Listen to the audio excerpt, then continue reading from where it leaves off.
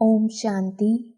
24 अप्रैल 2022 के अव्यक्त महावाक्य रिवाइज कोर्स 31 मार्च 1990।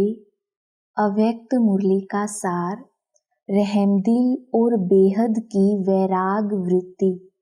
बाबा ने कहा, आज लवफुल और मर्सीफुल बाप दादा अपने समान बच्चों को देख रहे हैं।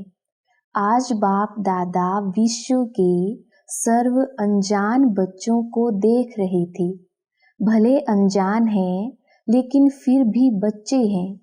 बाप दादा के संबंध से सर्व बच्चों को देखते हुए क्या अनुभव किया कि मेजॉरिटी आत्माओं को समय प्रति समय किसी न किसी कारण से जाने अनजाने भी वर्तमान समय मर्सी अर्थात रहम की, दया की आवश्यकता है और आवश्यकता के कारण ही मर्सीफुल बाप को याद करते रहते हैं। तो चारों ओर की आवश्यकता प्रमाण इस समय रहम दृष्टि की पुकार है, क्योंकि एक तो भिन्न भिन्न समस्याओं के कारण अपने मन और बुद्धि का संतुलन ना होने के कारण मर्सीफुल बाप को व अपनी अपनी मान्यता वालों को मर्सी के लिए बहुत दुख से परेशानी से पुकारते रहते हैं। चाहे अनजान आत्माएं बाप को ना जानने के कारण अपने धर्म पिताओं व गुरुओं को व इष्ट देवों को मर्सीफुल समझकर पुकारते हैं। लेकिन आप सब तो जानते ही हो कि इस समय सिवाय एक बाप परम आत्मा के और किसी भी आत्मा द्वारा मर्सी मिल नहीं सकती। भले बाप उन्हों की इच्छा पूर्ण करने के कारण, भावना का फल देने के कारण किसी भी इष्ट को व महान आत्मा को निमित्त बना दे, लेकिन दाता एक है। इसलिए वर्तमान समय के प्रमाण मर्सीफुल बाप बच्चों को भी कहते हैं कि बाप के सहयोगी साथी बुझाएं, आप ब्राह्मण बच्चे हो, तो जिस चीज की आवश्यकता है वह देने से प्रसन्न हो जाते हैं। तो मास्टर मर्सीफुल बने हो।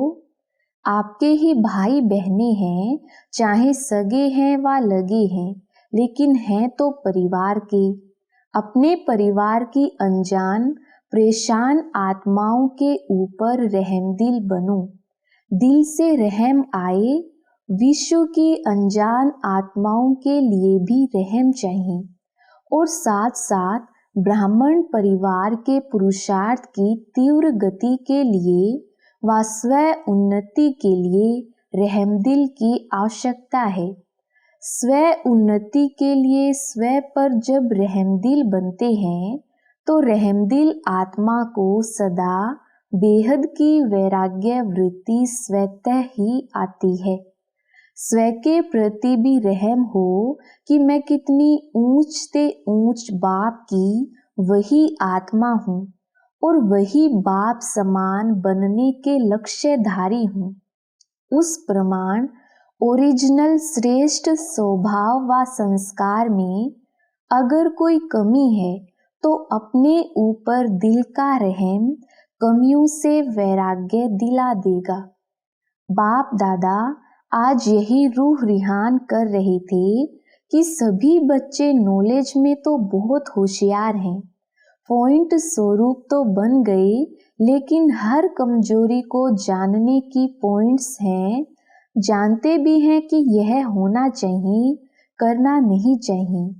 यह जानते हुए भी पॉइंट स्वरूप बनना और जो कुछ व्यर्थ देखा, सुना और अपने से हुआ उसको फुल स्टॉप की पॉइंट लगाना नहीं आता है। पॉइंट्स तो हैं, लेकिन पॉइंट स्वरूप बनने के लिए विशेष क्या आवश्यकता है? अपने ऊपर रहम और औरों के ऊपर रहम। भक्ति मार्ग में भी सच्चे भगत होंगे व आप भी सच्चे भगत बने हो। आत्मा में रिकॉर्ड भरा हुआ है ना। तो सच्चे भगत सदा रहमदिल होते हैं, इसलिए वे पाप कर्म से डरते हैं। बाप से नहीं डरते, लेकिन पाप से डरते हैं, इसलिए कई पाप कर्म से बचे हुए रहते हैं। तो ज्ञान मार्ग में भी जो यथार्थ रहमदिल हैं, उसमें 3 बातों से किनारा करने की शक्ति होती है। जिसमें रहम नहीं होता, वे समझते हुए, जानते हुए 3 बातों के परवश बन जाते हैं। वह तीनों बातें हैं अलबेलापन, ईर्ष्या और घृणा। कोई भी कमजोरी व कमी का कारण 90% यह तीनों बातें होती हैं। और जो रहमदिल होगा वह बाप के साथी धर्मराज की सजा से किनारा करने की शुभ इच्छा रखते हैं। जैसे भगत डर के मारे अलबेले नहीं होते, ऐसे ब्राह्मण आत्माएं बाप के प्यार के कारण धर्मराजपुरी से क्रॉस ना करना पड़े, इस मीठे डर से अलबेले नहीं होते हैं। बाप का प्यार उससे किनारा करा देता है। अपने दिल का रहम अलबेलापन समाप्त कर देता है। और जब अपने प्रति रहम भावना आती है, तो जैसी वृत्ति, जैसी स्मृति, वैसी सर्व ब्राह्मण सृष्टि के प्रति स्वतः ही रहमदिल बनते हैं। यह है यथार्थ ज्ञानयुक्त रहम। बिना ज्ञान के रहम कभी नुकसान भी करता है, लेकिन ज्ञानयुक्त रहम कभी भी किसी आत्मा के प्रति ईर्ष्या व घृणा का भाव दिल में उत्पन्न करने नहीं देगा। ज्ञानयुक्त रहम के साथ साथ स्वयं की रूहानियत का रुहाब भी अवश्य होता है। अकेला रहम नहीं होता, लेकिन रहम और रुहाब दोनों का बैलेंस रहता है। अगर ज्ञानयुक्त रहम नहीं है, साधारण रहम है, तो किसी भी आत्मा के प्रति चाहे लगाव के रूप से, चाहे किसी भी कमजोरी से उसके ऊपर प्रभावित हो सकते हैं। प्रभावित भी नहीं होना है, ना घृणा चाहिए, ना प्रभावित चाहिए, क्योंकि आप तन मन बुद्धि सहित बाप के ऊपर प्रभावित हो चुके हो। जब मन और बुद्धि एक के तरफ और ऊंचे ते ऊंचे तरफ प्रभावित हो चुकी, तो फिर दूसरे के ऊपर प्रभावित कैसे हो सकती? अगर दूसरे के ऊपर प्रभावित होते हैं तो उसको क्या कहेंगे? दी हुई वस्तु को फिर से स्वयं यूज करना, उसको कहा जाता है अमानत में खयानत। जब मन बुद्धि दे दिया तो फिर आपकी रही कहाँ जो प्रभावित होते हो? बाप के हवाले कर दिया है या आधी रखी है, आधी दी है? जिन्होंने फूल दी है वे हाथ उठाओ। देखो, ब्राह्मण जीवन का फाउंडेशन महामंत्र क्या है? मन मना भव। तो मन मना भव नहीं हुए हो तो ज्ञान सहित रहमदिल आत्मा कभी किसी के ऊपर, चाहे गुणों के ऊपर, चाहे सेवा के ऊपर, चाहे किसी भी प्रकार के सहयोग प्राप्त होने के कारण आत्मा पर प्रभावित नहीं हो सकती, क्योंकि बेहद की वैरागी होने के कारण बाप के स्नेह, सहयोग, साथ, इनके सिवाय और कुछ उसको दिखाई नहीं देगा। बुद्धि में आएगा ही नहीं। तुम्ही से उठूं, तुम्ही से सोऊं, तुम्ही से खाऊं, तुम्ही से सेवा करूं, तुम्ही साथ कर्म योगी बनूं। यही स्मृति सदा उस आत्मा को रहती है। भले कोई श्रेष्ठ आत्मा द्वारा सहयोग मिलता भी है, लेकिन उसका भी दाता कौन? तो एक बाप की तरफ ही बुद्धि जाएगी ना। सहयोग लो, लेकिन दाता कौन है यह भूलना नहीं चाहिए। श्रीमत एक बाप की है। कोई निमित्त आत्मा आपको बाप की श्रीमत की स्मृति दिलाती है तो उनकी श्रीमत नहीं कहेंगे, लेकिन बाप की श्रीमत को फॉलो कर औरों को भी फॉलो कराने के लिए स्मृति दिलाती है। निमित्त आत्माएं, श्रेष्ठ आत्माएं कभी यह नहीं कहेंगे कि मेरी मत पर चलो, मेरी मत ही श्रीमत है, यह नहीं कहेंगी। श्रीमत की फिर से स्मृति दिलाते इसको कहते हैं यथार्थ सहयोग लेना और सहयोग देना। दीदी की, दादी की श्रीमत नहीं कहेंगे, निमित्त बनते हैं, श्रीमत की शक्ति स्मृति दिलाते हैं। इसलिए कोई भी आत्मा के ऊपर प्रभावित नहीं होना। अगर किसी भी बात में किसी पर प्रभावित होते हैं, चाहे उसके नाम की महिमा पर, रूप पर व किसी विशेषता पर, तो लगाव के कारण, प्रभावित होने के कारण बुद्धि वहां अटक जाएगी। अगर बुद्धि अटक गई तो उड़ती कला हो नहीं सकती। अपने ऊपर भी प्रभावित होते हैं, मेरी बहुत अच्छी प्लानिंग बुद्धि है, मेरा ज्ञान बहुत स्पष्ट है, मेरे जैसी सेवा और कोई कर नहीं सकती, मेरी इन्वेंटर बुद्धि है, गुणवान हूँ। यह अपने ऊपर भी प्रभावित नहीं होना है। विशेषता है, प्लानिंग बुद्धि है, लेकिन सेवा के निमित्त किसने बनाया? मालूम था क्या कि सेवा क्या होती है? इसलिए स्व उन्नति के लिए यथार्थ ज्ञान युक्त रहमदिल बनना बहुत आवश्यक है। फिर यह ईर्ष्या घृणा समाप्त हो जाती है। तीव्र गति की कमी का मूल कारण यही है, ईर्ष्या व घृणा या प्रभावित होना, चाहे अपने ऊपर चाहे दूसरों के ऊपर। और चौथी बात सुनाई, अलबेलापन। यह तो होता ही है, टाइम पर तैयार हो जाएंगे, यह है अलबेलापन। बाप दादा ने एक हंसी की बात पहले भी सुनाई है। ब्राह्मण आत्माओं के दूर की नजर बड़ी तेज है और नजदीक की नजर थोड़ी कमजोर है, इसलिए दूसरों की कमी जल्दी दिखाई देती है और अपनी कमी देरी से दिखाई देती है। तो रहम की भावना लवफुल भी हो और मर्सीफुल भी हो, इससे दिल से वैराग्य आएगा। जिस समय सुनते हैं वह भट्ठी होती है, रूह रिहान होती है, उस समय तो सब समझते हैं कि ऐसे ही करना है। वह अल्पकाल का वैराग्य आता है, दिल का नहीं होता। जो बाप को अच्छा नहीं लगता, उससे दिल से वैराग्य आना चाहिए। अपने आप को भी अच्छा नहीं लगता है, लेकिन बेहद की वैराग वृत्ति का हल चलाओ, रहमदिल बनो। कई बच्चे बहुत अच्छी अच्छी बातें सुनाते हैं, कहते हैं जब कोई झूठ बोलता है तो बहुत गुस्सा आता, झूठ पर गुस्सा आता है, या कोई गलती करता है तो गुस्सा आता है। वैसे नहीं आता, उसने झूठ बोला यह तो ठीक है, उसको रॉन्ग समझते हो, और जो आप गुस्सा करते हो वह फिर राइट है क्या? रॉन्ग को कैसे समझा सकती, उसका असर कैसे हो सकता है? उस समय अपनी गलती को नहीं देखते, लेकिन दूसरे की झूठ की छोटी बात को भी बड़ा कर देते हैं।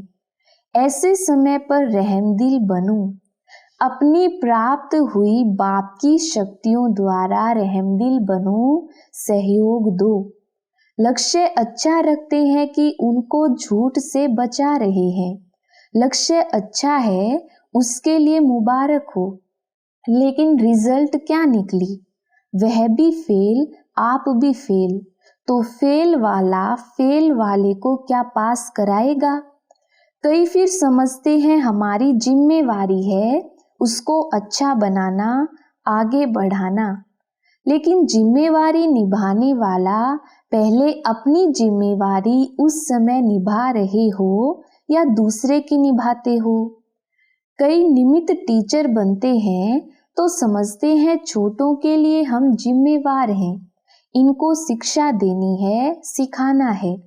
लेकिन सदैव यह सोचो कि यथार्थ नॉलेज सोर्स ऑफ इनकम होगी। अगर आपने शिक्षक की जिम्मेवारी से शिक्षा दी तो पहले यह देखो कि उस शिक्षा से दूसरे की कमाई जमा हुई, सोर्स ऑफ इनकम हुआ या सोर्स ऑफ गिरावट हुई। इसलिए बाप दादा सदा कहते हैं कि कोई भी कर्म करते हो तो त्रिकालदर्शी स्थिति में स्थित होकर करो। सिर्फ वर्तमान नहीं देखो कि इसने किया इसलिए कहा, लेकिन उसका भविष्य परिणाम क्या होगा वह भी देखो। जो पास्ट आदि अनादि स्थिति ब्राह्मण आत्माओं की थी, अब भी है और आगे भी रहेगी, उसी प्रमाण है। तीनों काल चेक करो तो समझा बाप दादा क्या चाहते हैं। स्व उन्नति तो करेंगे लेकिन परिवर्तन क्या लाएंगे, चाहे महारथी हो चाहे नए हो। बाप दादा की एक ही शुभ आशा है, जितना चाहते हैं उतना अभी हुआ नहीं है, रिजल्ट तो सुनाएंगे ना। बाप दादा अल्पकाल का वैराग्य नहीं चाहते हैं, निजी वैराग्य आए, जो बाप को अच्छा नहीं लगता वह नहीं करना है, नहीं सोचना है, नहीं बोलना है। इसको बाप दादा कहते हैं दिल का प्यार।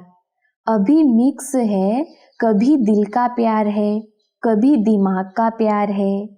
माला का हरेक मनके के साथ समीप हो, स्नेही हो, प्रगति के लिए सहयोगी हो।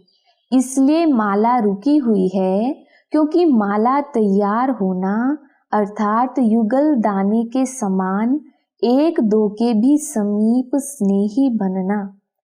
पहले 108 की माला बनी, तब दूसरी बनी। बाप दादा बहुत बार माला तैयार करने के लिए बैठते हैं, लेकिन अभी पूरी ही नहीं हुई है। मनका मनके के समीप तब आता है, अर्थात बाप उसको पिरोता तभी है जब उस मणके को 3 सर्टिफिकेट हो, बाप पसंद, ब्राह्मण परिवार पसंद और अपने यथार्थ पुरुषार्थ पसंद। तीनों बातें चेक करते हैं तो मणका हाथ में ही रह जाता है, माला में नहीं आता। तो इस वर्ष कौन सा स्लोगन याद रखेंगे? त्रिमूर्ति बाप और विशेष तीनों संबंध द्वारा 3 सर्टिफिकेट लेना है और औरों को भी दिलाने में सहयोगी बनना है। माला का समीप मणका बनना ही है। तो सुना, स्व उन्नति क्या करनी है? जैसे ब्रह्मा बाप का फाउंडेशन नंबर 1 परिवर्तन में क्या रहा? बेहद का वैराग्य। जो बाप ने कहा वह ब्रह्मा ने किया, इसलिए विन करके वन बन गए। अच्छा, बाप दादा यह रिजल्ट देखेंगे। हरेक अपने को देखे, दूसरे को नहीं देखना है। कई समझते हैं सीजन का आज लास्ट डे है, लेकिन बाप दादा कहते हैं लास्ट नहीं है, माला बनने का फास्ट सीजन का दिन है। सभी को चांस है, अभी माला के मन के पिरोए नहीं हैं, फिक्स नहीं हुए हैं। 3 सर्टिफिकेट लो और पिरो जाओ। जितना प्रत्यक्ष सबूत देने वाले प्रत्यक्ष चेहरे और चलन में देखेंगे, उतना फिर से नई रंगत देखेंगे। अगर आप भी वहीं के वहीं रहे तो रंगत भी वही की वही रही। इसलिए अपने में नवीनता लाओ, परिवार में भी तीव्र पुरुषार्थ की नई लहर लाओ। फिर आगे चलकर कितने वंडरफुल नज़ारे देखेंगे। जो अब तक हुआ वह बीता, अभी हर कर्म में नया उमंग, नया उत्साह, इन पंखों से उड़ते चलो। बाकी जिन्होंने भी जो सेवा में सहयोग दिया, अर्थात अपना भाग्य जमा किया, वह अच्छा किया। चाहे देश चाहे विदेश के चारों ओर के सेवाधारियों ने सेवा की। इसलिए सेवाधारियों को बाप दादा सदा यही कहते हैं कि सेवाधारी अर्थात गोल्डन चांस का भाग्य लेने वाले। अभी इसी भाग्य को जहाँ भी जाओ वहाँ बढ़ाते रहना, कम नहीं होने देना। थोड़े समय का चांस सदा के लिए तीव्र पुरुषार्थ का गोल्डन चांस दिलाता रहेगा। सेवाधारी भी जो चले गए हैं अथवा जो जा रहे हैं, सभी को मुबारक। अच्छा, सर्व रहमदिल श्रेष्ठ आत्माओं को सदा स्वयं को स्व उन्नति की उड़ती कला में ले जाने वाले तीव्र पुरुषार्थी आत्माओं को सदा हर समय एक बाप को साथ अनुभव करने वाले अनुभवी आत्माओं को, सदा बाप के दिल की आशाओं को पूर्ण करने वाले कुल दीपक आत्माओं को, सदा अपने को माला के समीप मन के बनाने वाले विजयी आत्माओं को, बेहद की वैराग्य वृत्ति से हर समय बाप को फॉलो कर बाप समान बनने वाले अति स्नेही राइट हैंड बच्चों को बाप दादा का याद प्यार और नमस्ते। हम रूहानी बच्चों की रूहानी बाप दादा को याद प्यार, गुड मॉर्निंग और नमस्ते जी। वरदान, प्राप्तियों को इमर्ज कर सदा खुशी की अनुभूति करने वाले सहज योगी भव। विस्तार, सहज योग का आधार है स्नेह और स्नेह का आधार है संबंध। संबंध से याद करना सहज होता है। संबंध से ही सर्व प्राप्तियां होती हैं। जहाँ से प्राप्ति होती है, मन बुद्धि वहाँ सहज ही चली जाती है। इसलिए बाप ने जो शक्तियों का, ज्ञान का, गुणों का, सुख शांति आनंद प्रेम का खजाना दिया है, जो भी भिन्न भिन्न प्राप्तियां हुई हैं, उन प्राप्तियों को बुद्धि में इमर्ज करो तो खुशी की अनुभूति होगी और सहज योगी बन जाएंगे। स्लोगन, जो सर्व प्रश्नों से पार रहता है वही प्रसन्न चित्त है। अच्छा, ओम शांति।